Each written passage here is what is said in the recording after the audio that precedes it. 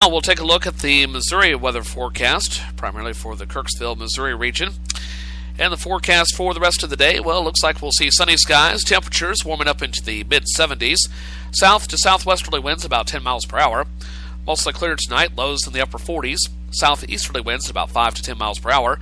Sunny again tomorrow, a little bit warmer, with highs in the mid to upper 70s, south winds at 5 to 10. Mostly clear tomorrow night, lows in the mid-50s, south to southeasterly winds about 10 miles per hour. Sunny on Friday, high in the upper 70s, with south winds at 10 to 15 miles an hour, gusting up to 20 to 25 miles per hour. Mostly cloudy skies by Friday night, with a good chance of showers and thunderstorms developing, starting off with a 30% chance of rain and thunderstorms. Rainfall amounts of less than 1/10 of an inch are possible, with higher amounts though possible in thunderstorms. Lows in the upper 50s, and then looking into Saturday, a slightly better chance of rain and thunderstorms, 40% at this point. Otherwise, partly sunny skies, highs in the lower 70s. For Saturday night, cloudy skies with a chance of rain and thunderstorms in the evening, lows around 50. Clearing off for Sunday and cooling down a bit, with highs in the upper 60s, lows in the upper 40s. For Monday, Columbus Day, cloudy skies with a 30% chance of rain and thunderstorms throughout the day, highs in the mid to upper 60s, lows in the upper 40s. Drying off for Tuesday with partly sunny skies, highs in the low 60s. And that is a brief look at the nationwide weather forecast, as well as the Kirksville, Missouri area weather forecast. Coming up in a few minutes, we'll have the song of the day for you, the Hump Day song of the day, and the song of the day a little bit later on in the program. Also Today in History, as well as market information. And coming up in just a little bit, Today in History and Celebrity Birthdays. But coming up next, we'll have the Writer's Almanac as well as the Composer's Date Book after this quick break. So stick around, my friends. More of First Cup is on the way.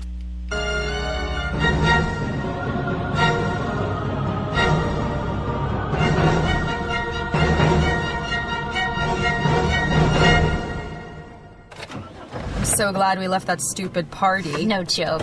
Hey, baby, are you an overdue library book? Because you got fine written all over you. Oh, barf. What about that girl with the hoop earrings? Ridiculous. When she was dancing... Megan, look out! Look out!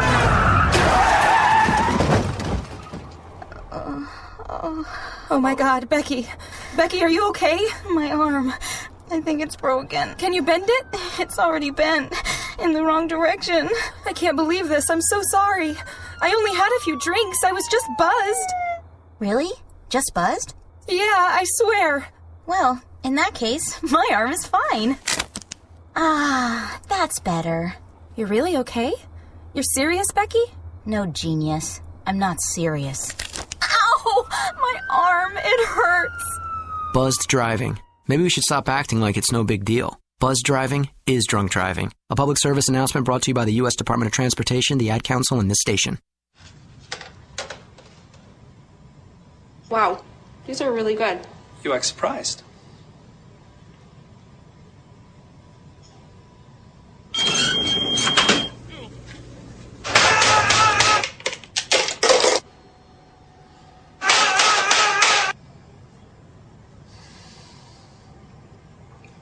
Practice makes perfect. You don't have to be perfect to be a perfect parent. There are thousands of teens in foster care who don't need perfection. They need you.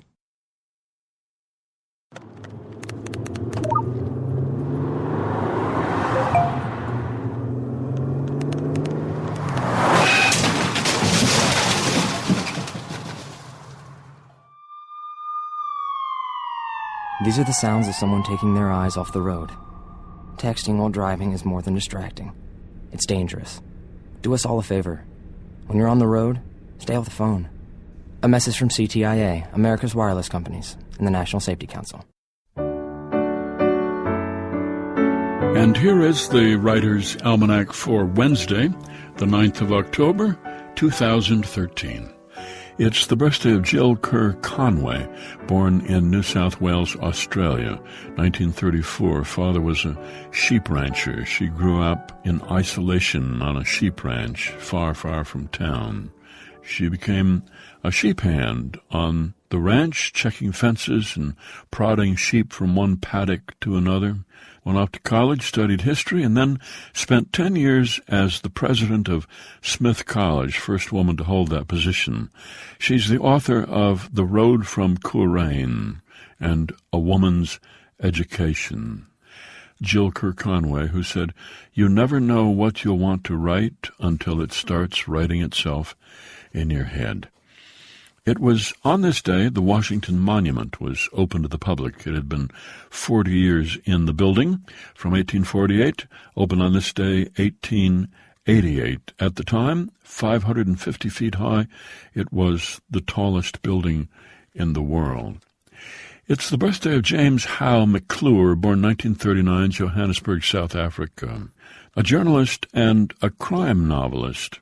He wrote a series of crime novels in the Kramer and Zondi series, set in South Africa, 2 detectives, 1 Afrikaner and 1 Zulu.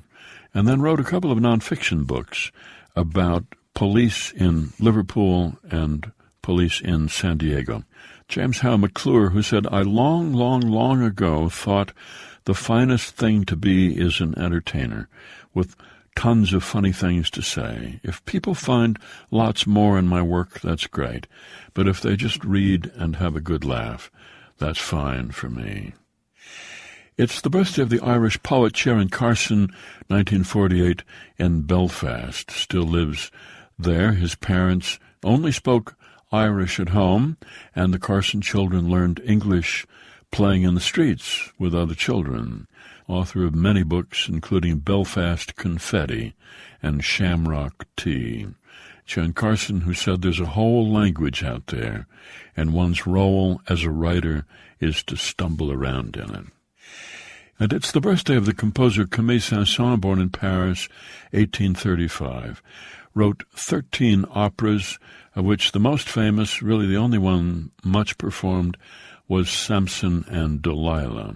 Toured frequently, playing his piano concertos all over Europe and the United States, accompanied by a servant and his pet dogs. Saint-Saëns, who said, "I like good company, but I like hard work even better." Here's a poem for today by Lawrence Ferlinghetti from A Coney Island of the Mind, number 20. The penny candy store beyond the L is where I first fell in love with unreality. Jelly beans glowed in the semi-gloom of that September afternoon. A cat upon the counter moved among the licorice sticks and Tootsie Rolls and Oh Boy gum. Outside the leaves were falling as they died. A wind had blown away the sun.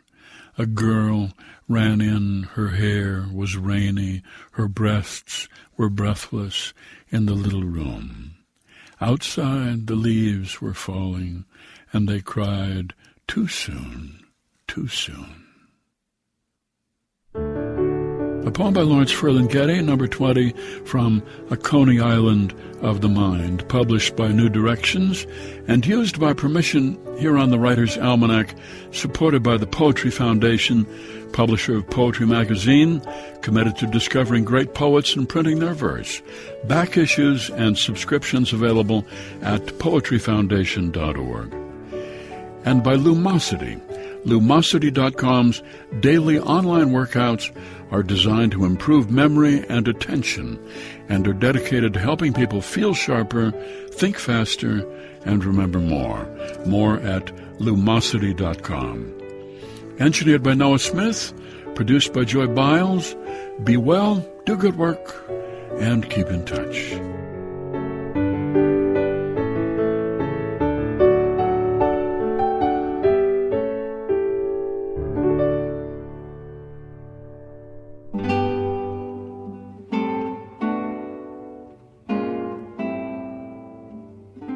This is the Composer's Datebook for October 9th. I'm John Zeck.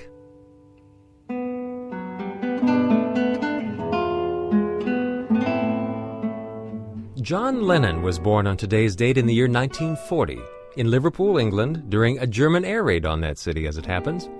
With 3 other young lads from Liverpool, Lennon would eventually become world famous, courtesy of the band he helped form in 1959, the Beatles. The Beatles started out in a Liverpool nightclub called The Cavern, playing covers of pop tunes of the day, but soon they began performing original material of their own. And before disbanding in 1970, some recognizable elements of what we call classical music were incorporated into a few famous Beatles songs, including a string quartet, a Baroque trumpet, and even the whole London Symphony Orchestra. And it wasn't just a one-sided exchange either. Leonard Bernstein played a Beatles song on one of his Young People's concerts to demonstrate sonata form. Arthur Fiedler performed symphonic arrangements of Beatles tunes at his Boston Pops concerts. And decades after the Beatles broke up, former member Paul McCartney began composing original chamber works and big concert hall pieces, including a semi-autobiographical Liverpool oratorio. Not surprisingly, any number of young British and American composers coming of age in the 60s and 70s credit the Beatles as an influence. However, this elegant solo guitar arrangement of Here, There, and Everywhere, a Lennon-McCartney tune, comes from the eminent Japanese composer Toru Takemitsu. For more information on all kinds of composers, check out our website, composersdatebook.org. Composer's Datebook is produced by APM, American Public Media, and the American Composers Forum, reminding you that all music was once new.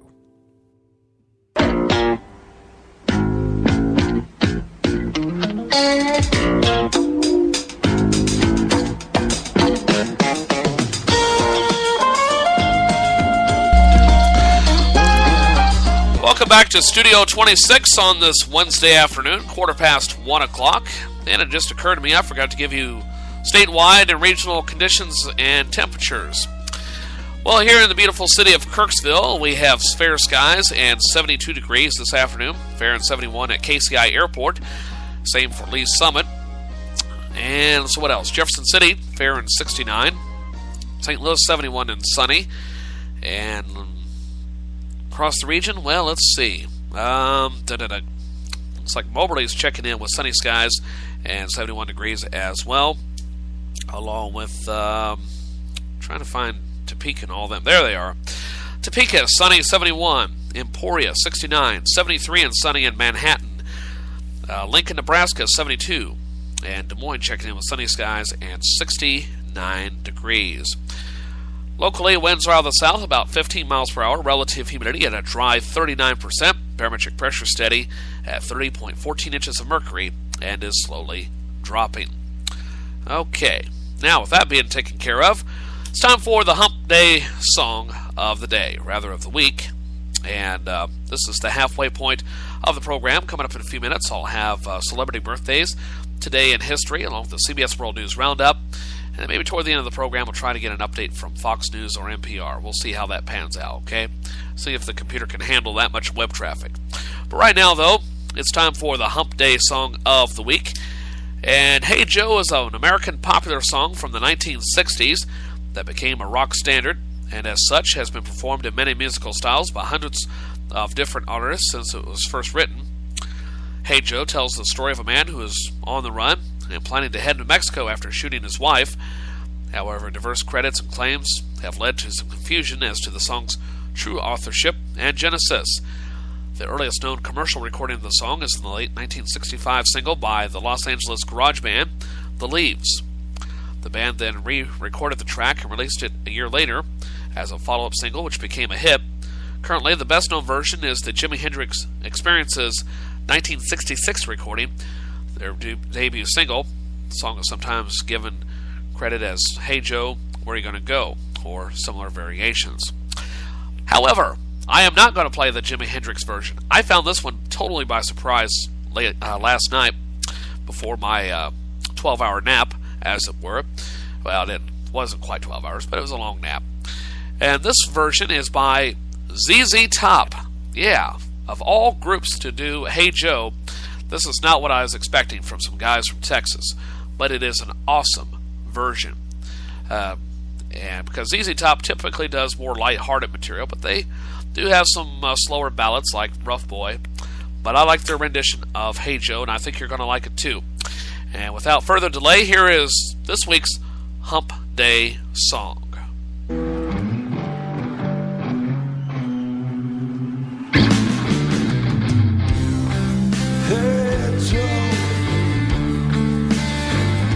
Where you going with that gun in your head?